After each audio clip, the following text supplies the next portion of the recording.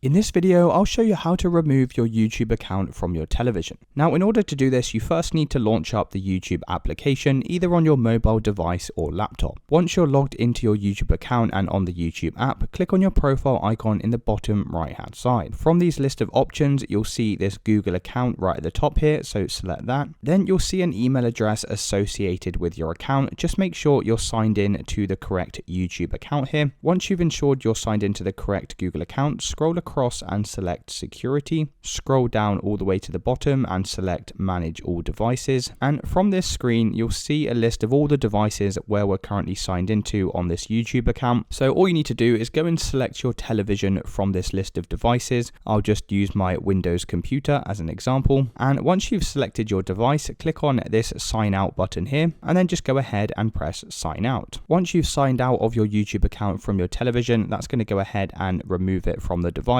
It will take 28 days to update it in this list. You can see at the bottom here, it just says signed out for the time being. So it's as simple as that, guys. If you did find this video helpful, then please consider dropping a like and subscribing.